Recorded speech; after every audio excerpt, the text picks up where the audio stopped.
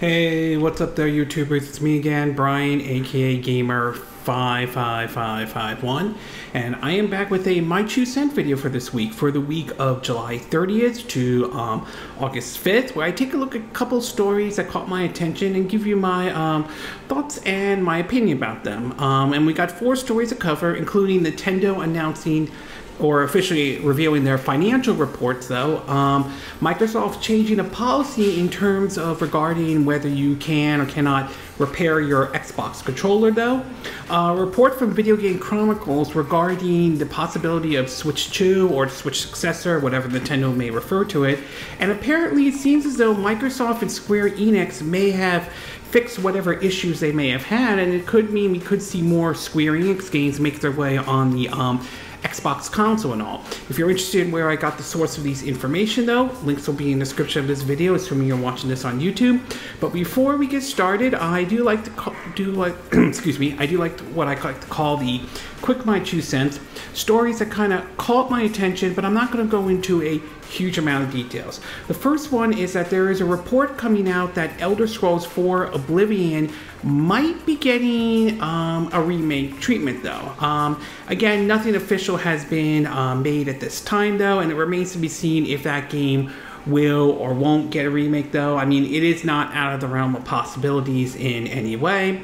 Whatever systems, in terms of what systems might go to, that remains to be seen, but my money is if a remake of this game does exist, assuming it does, though, obviously it's going on to, going to be on Xbox Series X and S, PC, Game Pass, and so forth. Although I did remember seeing My Nintendo reporting on this, so it's possible it could make its way to a Nintendo system, but I'm not holding my breath for that to happen. So we'll have to wait and see what comes out from basically from Bethesda and Microsoft, whether or not this rumor is true or not. We also learned that Microsoft has submitted changes to the UK CMA over the acquisition of Activision Blizzard. As some of you may have remembered, in April, CMA chose to block the deal in terms of the concern of cloud gaming. This was before the EU made their decision and said, yeah, you could go ahead with this merger, and it kind of put the CMA in a tough spot, not to mention I think it kind of put Brexit to a certain degree back into the spotlight. And then of course we had basically the FTC versus Microsoft trial, which ended with basically the FTC judge siding with Microsoft over this, which then later got the CMA to start basically talking to Microsoft. Again, though, I do wonder if some of that had to do with the FTC's trial. So we'll see if the CMA reverses course than what happened in April, though. Some folks I've been hearing from, like say Floss Patton or Floss, I think that's his name, Floss Miller or something like that. Who's a patent expert. I've seen him appear on Destin's YouTube channel. It sounds like to indicate that the most likelihood is that the CMA is going to agree to this deal, but we've seen some bumps along the way. We've seen some surprises, though, so we'll see what happens. To be exact, though, we also learned that supposedly a Last of Us clone that made its way over to the Nintendo Switch, however, has now been pulled from the Nintendo eShop, though. There are supposedly claims that Sony basically filed, like a copyright claim against it, as it does seem to be that it's just basically a poor man's The Last of Us or anything like that, though.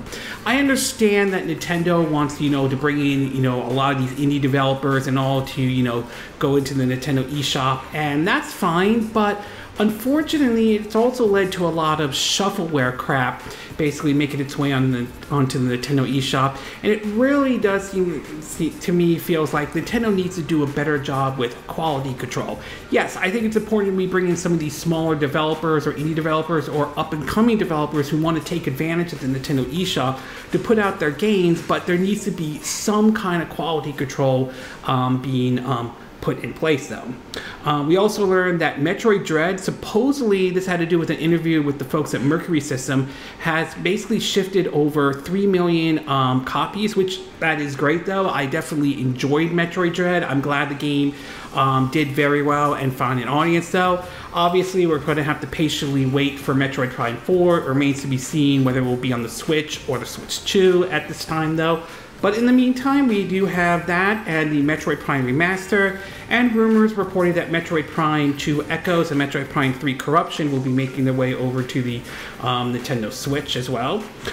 We also learned that Baldur's Gate 3 is not expected to come out at the Xbox around the same time the PS5 version comes out, though, at least according to one of the developers' suggestion. And this had to do with the Xbox Series S, as there's been some issues with crossplay or something like that certainly has started to run into some problems. So it's possible that it sounds like the Xbox version, the Series X and S, will probably be pushed into 2024. It is a little bit unfortunate, to be exact. There's been some back and forth about the Series S, though. There have been some developers who've come out and complained about it, but not everyone seems to be not every developer has complained about it, and it certainly has brought up a whole debate about it, to be exact. So yeah, unfortunately for Xbox owners who were basically waiting for Baldur's Gate 3, looks like you're going to have to wait a little bit longer. And last but not least, there are reports coming out that Stalker 2 will reemerge at an Xbox Live show this month, supposedly during Gamescom, though. The game kind of has been dormant for quite a while, and a lot of that has to do with the war between Russia and Ukraine, which has definitely put the lives of the developers in danger, though. Not to mention, I believe some are serving in the Ukraine military. One has recently got killed and everything. So yeah, it's going to be very interesting how this game is going to look and play when they show it, though. I am wondering if it will still meet its 2023 release date, though. I wouldn't rule out the possibility it could be pushed into 2024, but we'll have to wait and see if it happens, though. I do think the developer's safety takes top priority, though. So I'm hoping after all this, it's well worth the wait, though. What they showed was promising, but world events kind of threw a wrench into a lot of things, though. So I'm looking forward to seeing how this game looks, though. I'm hoping it comes out this year, but it wouldn't surprise me if it's pushed into 2024. For those who are looking for their Stalker 2 itch for this time, though, I recommend you check out Chernobyl Light and see if that's something that will, kind of keep you occupied until Stalker 2 comes out and all. And in the movie and TV show part of the My Two Cent, we saw a second trailer, or another trailer for Season 2 of Loki, though. I am very curious to see how this one is going to play out, though. The elephant in the room, in my opinion, is Jonathan Majors. Given the current legal issues he's facing right now, I'm curious to see how Marvel is going to handle this, especially with the Season 2 of Loki, though. We also saw some screenshots of basically the upcoming Fallout TV show that will premiere on Amazon Prime. It looks interesting, to be exact, though. We'll see where this one lands, whether they hit the mark like what we've seen with Witcher, Cyberpunk Edgerunner, Castlevania, the Super Mario Bros. Movie, the two Sonic movies, or if it becomes sort of a dud or anything like that. So we'll have to wait and see, to be exact on that one. We also have some leaked photos that came out for the upcoming Sonic 3, though. Definitely another one I'm looking forward to seeing, though. I enjoyed the first two, and I'm definitely willing to see this one as well. We also learned that the Super Mario Brothers movie pulled in over 168 million viewers at the box office. This was announced during Nintendo's financial report. There's no doubt in my mind they're going to do a sequel. I mean, let's be real, they will. But right now, we do have basically the whole writers and actor strike going on, and until that gets ironed out and everything like that, for now, it is where it is. So, but still, very good that this movie is doing very well, to be exact. And unfortunately, several actors have recently passed away. First one we had is Mark Margolis, if I'm saying his name correctly. He appeared in shows like Breaking Bad and Better Call Saul, though. Unfortunately, he passed away, though. Another one of HBO's Europia, I think his name is Angus Cloud, passed away at the age of 25, though, which is obviously very young. And of course, Paul Rubin, the actor who played Pee Wee Herman back in the 80s and everything like that, passed away as well, though. I remember watching Pee Wee's Playhouse when I was young. It was like a Saturday morning, to be exact. I think it would premiere after Ghostbusters the animated series. I don't know. I think so, though. But it was interesting. It was a very interesting character. I know he played the dad of Oswald Copperpot in the beginning of the Tim Burton's Batman Returns movies, and also very unfortunately for all these actors passing away though. And of course my heart goes out to their families, their friends, and of course the fans out there, to be exact. So very sad to see 3 of these actors pass away this week and all. Okay, with the quick my 2 cent part now done, along with the movies and TV show part as well, we'll get started with our first story, and this one has to do with Square Enix and Microsoft. Now, in terms of the relationship between those two, though, it hasn't been exactly at the best. And part of this had to do with basically on Microsoft's side, had to do with sort of the Windows side of everything like that. And it seemed to be more that Square Enix tended to favor Sony to be exact though. I mean, yes, they put some of their games on Nintendo systems, particularly with the Nintendo Switch, with games like Octopath Traveler 1 and 2, Bravely Default, and so forth. But they have had a really good relationship with Sony, to be exact though. Even so, with Final Fantasy 16 being exclusive to the PS5 and everything like that. In fact, it was revealed, a lot of it was revealed during the Microsoft versus FTC trial about the whole issue of Sony, cozying up to Square Enix to the point that Microsoft wanted to look at buying Square Enix and so forth though. And so the relationship really hasn't been, to be exact, great though. But when Phil Spencer took over, the Xbox division over at Microsoft, he decided to try to reverse a lot of things though. And yeah, I mean, for Phil Spencer, he's been successful in some parts, not so successful on the other parts though. But bringing Final Fantasy 14 was one of the things he wanted to accomplish and everything like that. And up to this point though, no one knew if that was going to happen or not. And Square Enix's support on the Xbox system Series X and S has been, well, let's just say, nowhere near the level as what the undeniable support Square Enix has given to Sony with the PS5 and everything like that. Well, during an event, I think a Final Fantasy 14 event, Phil Spencer made an appearance during that event, and it seems as though that it looks like whatever issue Microsoft and Square Enix has had, it seems they are trying to fix it and everything like that. In an article from IGN, it reads that, quote, this was published on July 28th. It says, quote, "Today, Square Enix announced its successful MMORPG, Final Fantasy XIV. It's on its way to Xbox consoles after years of being a PlayStation console exclusive. And to hear the CEO of Square Enix tell it, it sounded like Xbox has successfully ensured that even more Square Enix games will end up on its consoles in the coming years."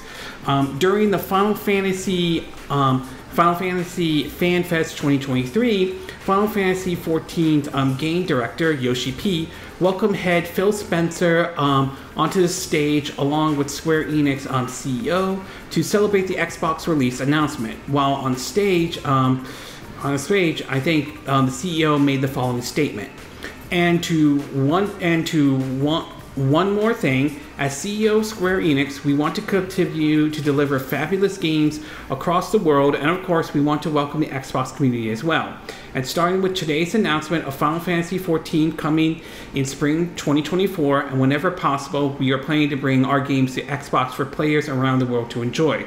We're really looking forward to working closely with Phil and the Xbox team to make this possible. In response, Spencer said the following. Thank you, Kira-san. We deeply respect the rich legacy of Square Enix, and we look forward to building on the relationship we established in bringing Final Fantasy XIV to the Xbox and partnering closely with you and the Square Enix team on future games though. So it's was a little bit surprising to see the fact that they are willing to work with them to bring some of their games over though. Now, granted, I'll admit I'm not really a big MMO fan or anything like that. I never really got into that kind of stuff. So this announcement of Final Fantasy XIV coming to the Xbox systems doesn't really interest me as much, but I could understand how some folks have been wanting to see this game come to Xbox, and I was definitely looking forward to it. So hopefully this announcement is pretty good, and it will be interesting to see what this means going forward with Square Enix and Xbox. Does this mean we're going to see games like maybe Octopath Traveler 2 finally make its way to the Xbox console? So could we see, you know, Final Fantasy 17 actually be a multi-platform release, not an exclusive like what Final Fantasy 16 was on the PS5? So it brings up a whole lot of questions to see of this recent announcement, to be exact, though. So I'm very curious to see what this means going forward, and I'm going to be very interested to see if what Square Enix brings to the Microsoft, you know, Xbox Series X and S consoles, to be exact. Maybe some of their games may make make their way onto Game Pass. We've seen that happen before in the past. Maybe we'll see some of their new releases make their way over. So it's definitely not out of the realm of possibilities at all. So overall, I would say very interesting announcement, to be exact. Again, Final Fantasy 14 doesn't really interest me as much. I'm not really a big MMORPG fan, but like I said, I understand there is appeal to this type of game, and hopefully it was well worth the wait for those who are looking forward to picking up this game, though. And it'll be very interesting to see what this means going forward in terms of future Square Enix titles making their way over to the Xbox consoles and all. Okay, we're going to take a quick break. When we get back, we'll get to part 2, and this one has to do with a report that came out from Video Game Chronicles in regards of the Switch 2 or Switch successor, however you want to call it. So we'll take a quick break, and we will be right back.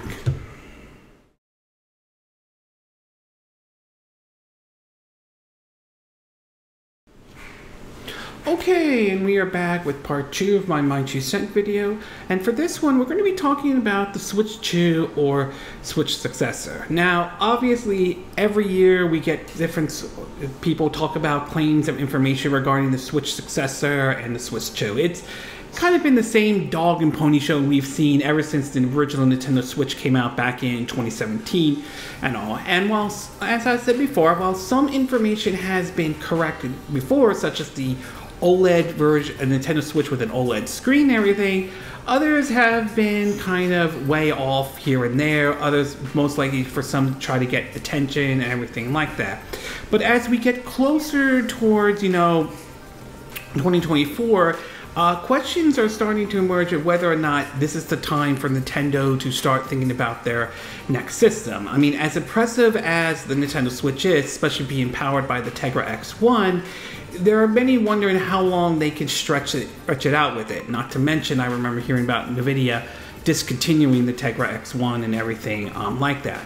Well, a report from Video Game Chronicles seemed to indicate, at least according to what they are saying though, basically that Nintendo may have sent out development kits for basically their next-gen console and everything like that. The report comes from the writer, let me get the name, Andy Robertson, which supposedly has a good track record and all. But anyway, according to the article, it reads, quote, "Development kits for Nintendo's next console are now with key partner studios with launch plans for the next year," sources told VGC. According to multiple people with knowledge of Nintendo's next-gen console plans, the company is likely to release a new hardware during the second half of 2024 to ensure it has ample stock available on day one to avoid the kind of storage we see with the PS5 and the Xbox Series X and S. Although it's worth pointing out, some of that was because of COVID, and that had an impact on the supply chain and everything like that.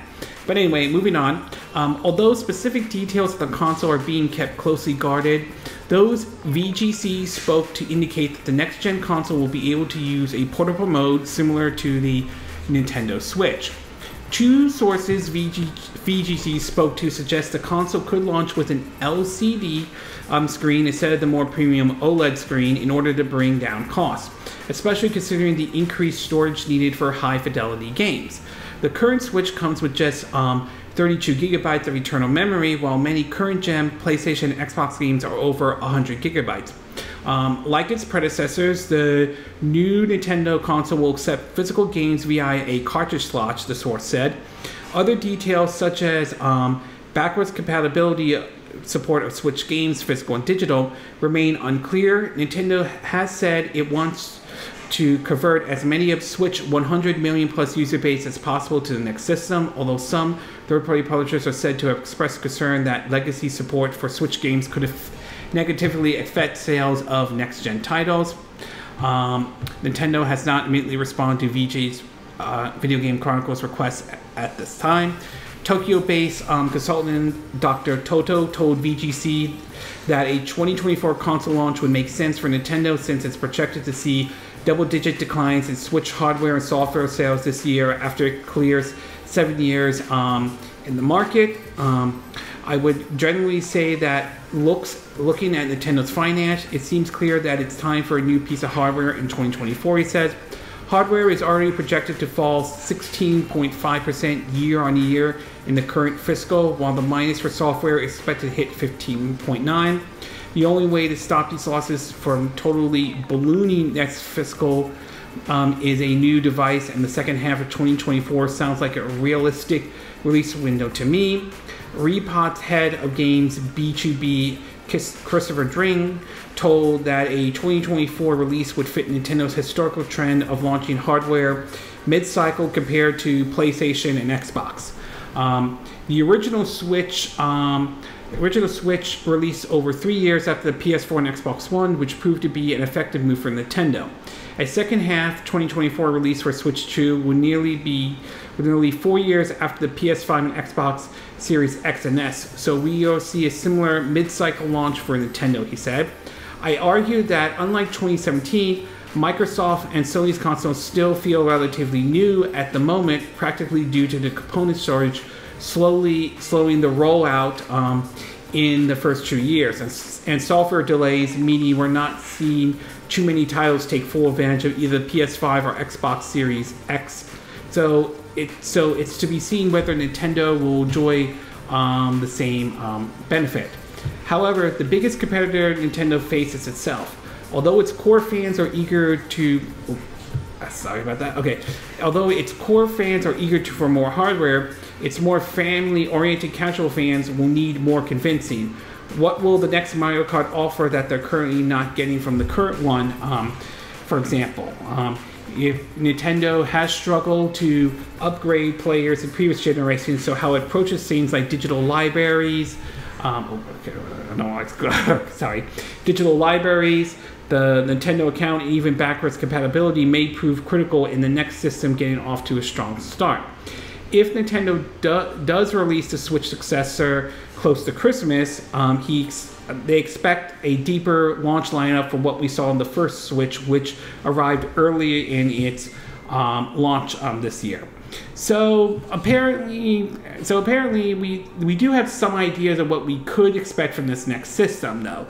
So it does sound like they're still going to be sticking with, if this report's true, though, the whole hybrid handheld concept, which which certainly I think that's a good thing that they're sticking with that, because I think it would be very hard for Nintendo to go back to the whole having just a console and a handheld. I think that would be very backwards for them to do that compared to where they are with the Switch. So I think sticking with the console handheld hybrid, or the console hybrid concept, is probably a good idea. The fact that it's going to take cartridges is certainly not a bad thing, though. While this isn't 100% confirmed at this time, I do think by doing that, it does seem to indicate the system will be backwards compatibility, though. Again, nothing is confirmed. We still have to hear from Nintendo and everything like that, but hearing the fact that it will contain basically physical cartridges, though, does seem to indicate to me that there will be backwards compatibility. The big question I have, assuming this report is true, is whether or not Nintendo can make the transition better from from the Switch to the Switch successor compared to what we went with the Wii and the Wii U. So I'm very curious to see if Nintendo has learned their lessons from that and can pull it off. I mean, it's going to be very tricky for them. It's not going to be easy and everything like that. So it will be remains to be seen exactly whether Nintendo can pull it off or not.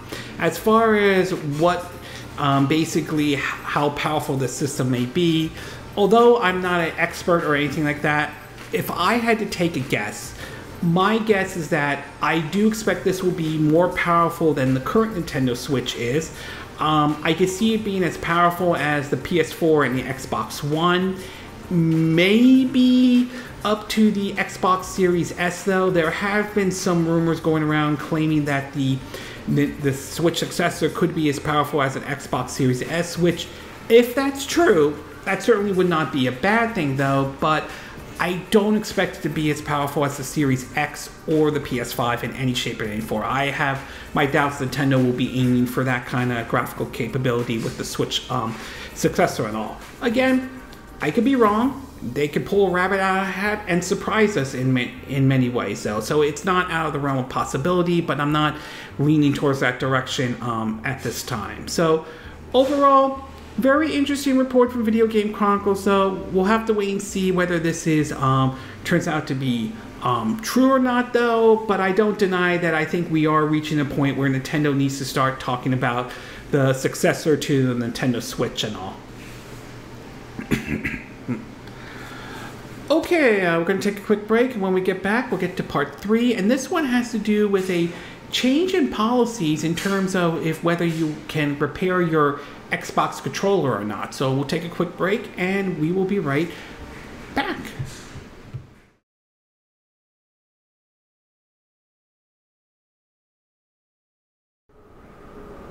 Okay, and we are back with part 3 of my 2 cent video, and for this one, we're going to be talking about the Xbox controller, particularly a new policy that Microsoft has now set up, though. Now, anybody who has had a controller in which sometimes you have either the buttons break or stick drifting or anything like that, normally the setup is the fact that you basically have to send it back or send it to some place to help fix the controller and everything like that, as some of these companies do not want you to make any chances to, you know, like try to repair it or anything like that. Mostly some of it could be due to that it could impact your warrant on the system and everything like that. Well, recently it seems as though Microsoft has recently sort of changed this policy a little bit, which now they are giving you the opportunity and a chance, if you want to actually repair the controllers by yourself and all. From an article from The Verge, it reads that, quote, Microsoft has started selling control parts on its online stores. Owners of the Xbox Elite Series 2 wireless controller and the standard Xbox wireless controller can head to the Microsoft Store right now to buy the replacement board, stick, buttons, covers, and more. Now, if your shoulder buttons are broken or your stick are drifting, it means you don't have to rely on third-party sources for the parts and directions to attempt a repair that could be much cheaper than replacing the controller that can cost either $60 or $180 brand new. The Elite Series controller repair kits range from the price of $23.99, $24 for button sets, to $60 for replacement PCBA and motor assembly. As you expect, prices are lower for the standard controller, starting at $20 for just the controller top case and going up to $35 for the PCBA and vibration motor. Replacement top cases are available in black and white variation, as the buttons, they point out, not so great for color for other folks though. iFixit has also listed parts for the controller, and it's worth noting those come with lifetime guarantee, while Microsoft says its parts have a warrant period of 1 year. Brandon Rosella, if I'm saying the name correctly, Xbox Insider Program lead for Microsoft, tweeted about the new program this afternoon, which appears to have been live for about a week, along with downloadable instructions. And official instructions on YouTube can show gamers how to repair their controller, though. This helps the controller in comparison to Sony's recently introduced DualSense Edge, the $200 gamepad complete with the Elite series based on the Pro Gamer feature, and also comes out of the box with a stick module that can easily replace by removing the cover and lifting a latch. However, Sony doesn't sell replacements for other parts Microsoft Store is now listing. It also follows Microsoft's agreement with shareholders advocacy groups. As you saw nearly 2 years ago, it looked into enabling customers' rights to repair their equipment. In June, the company also began selling replacement parts for Microsoft Surface device. This move is similar to Apple's decision to start selling repair kits last year. So for those who are mostly want to do like the repairs themselves and everything like that, this certainly is good news and all, and I think it's good for those who are okay with repairing their controller and not wanting to spend money to either shell out a new controller or basically send it to the factory or send it someplace to get it fixed and everything like that. Now, obviously, there may be some downsides to this, to be exact, though. I mean, obviously, you need to know exactly what you're doing in terms of replacing the controller and all. And, of course, you have to have the right parts and everything like that, though. And so, I mean, for someone like me who probably wouldn't have any idea what I'm doing, this may not work for me as much. But for those who are more techie or more, like, into, you know, doing repairs and everything like that, this is probably good news for them. And I don't think there's anything wrong with offering the consumers the opportunity, if they have the tools, the skills, and know-how that want to repair their controllers. I don't think that's necessarily a bad thing to offer, at least offer that option available to them. So I think this is definitely a good thing, though. Obviously, some folks are not experts in terms of repairing and everything like that. Some are, some aren't, though. But still, it's a nice option to have, nevertheless. So overall, I think this is a good thing. I think it's good that Microsoft is offering consumers or Xbox owners the opportunity to repair their controllers on themselves if they want to take that approach, however. Okay, we're going to take a quick break, and when we get back, we'll get to our fourth and final part of our My 2 Cent video, and this one will be on Nintendo releasing their latest financial report. So we'll take a quick break, and we will be right back.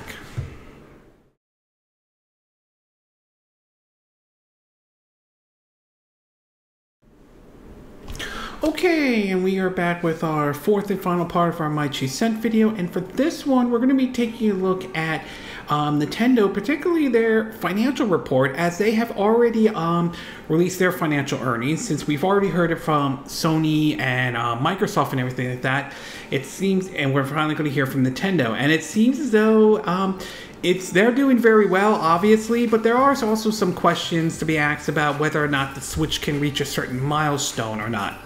Over on their site, though, according to their financial report, though, from their dedicated video game sales as of basically June 30th, 2023, it is reported that the Nintendo Switch has sold, in terms of the hardware side, 129.53 million units have been sold, where software we've had 1,088.35 million units. So obviously doing very well, though. Obviously overtaking all the systems except for the DS, which currently sits at right now at a hardware sales of its lifetime sales of 154.2 million units. So certainly catching up to some degree, but we'll be very interested to see how long it takes for them to catch up, or if they'll catch up or not.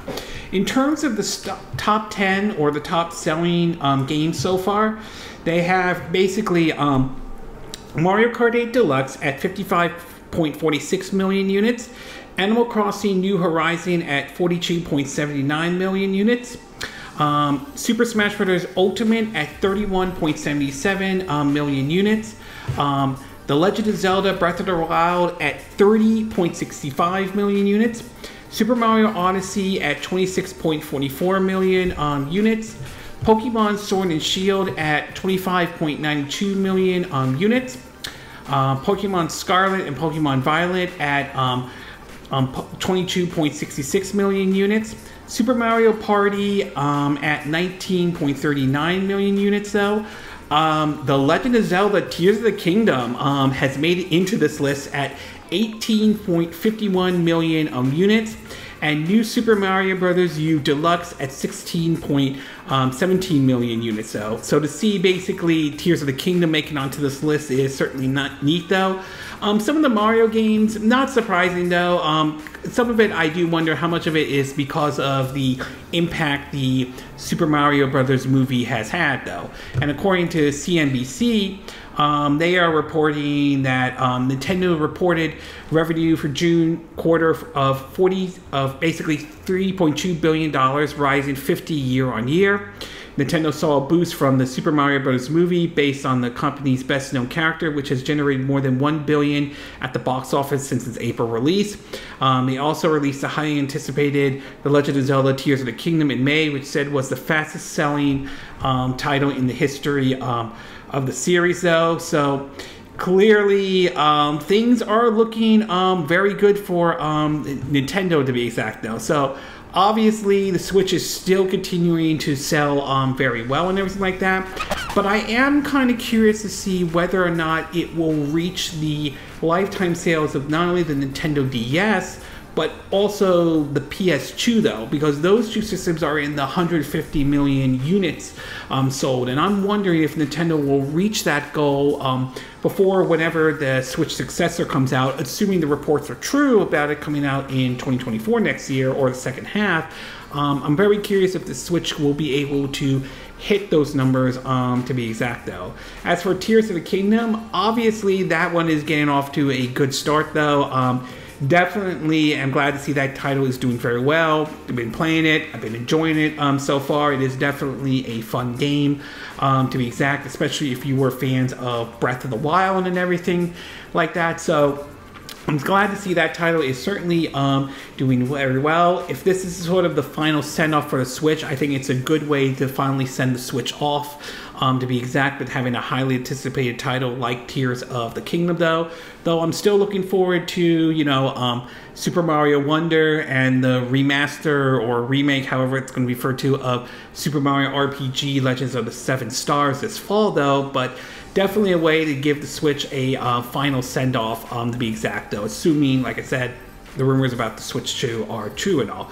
But, I mean, it definitely, these are very good numbers, though. It'll be interesting to see how the Switch does over the holidays, to be exact. So, that's going to be kind of interesting. And I will be very curious to see how games like Super Mario Wonder and Super Mario RPG Legends of the Seven Stars does. Will the impact that the Mario movie have, will that be there for those kind of games when those games launch in October and November? So we'll have to wait and see, you know. And I'm very curious to see once the Switch successor comes out, though, assuming, like I said, assuming the rumors are true, I'm very curious to see where the Switch will be basically sometime next year, though. Will it finally overtake the DS or the PS2 in terms of lifetime sales? So these are very interesting numbers, though, to be exact, though. Glad to see Tears of the Kingdom's doing very well. That's very good.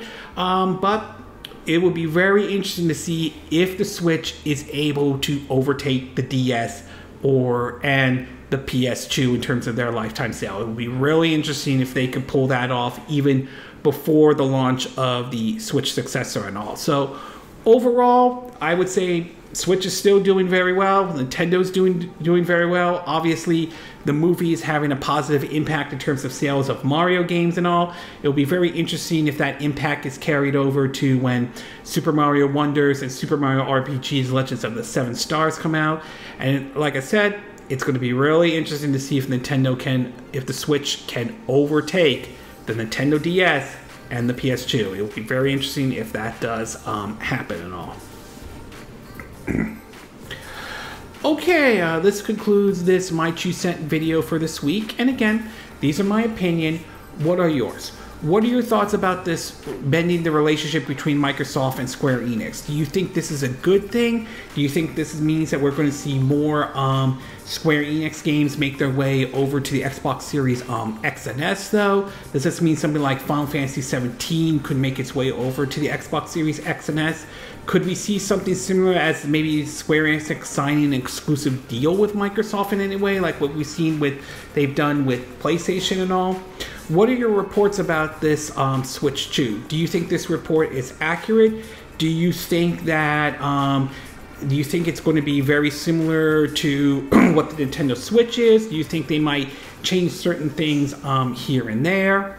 What are your thoughts about the idea of now offering you the chance to repair your Xbox controller, though? Do you think this is a smart move on Microsoft, though? Do you like the idea of repairing your own controller and everything like that, rather than sending it to have someone else fix it?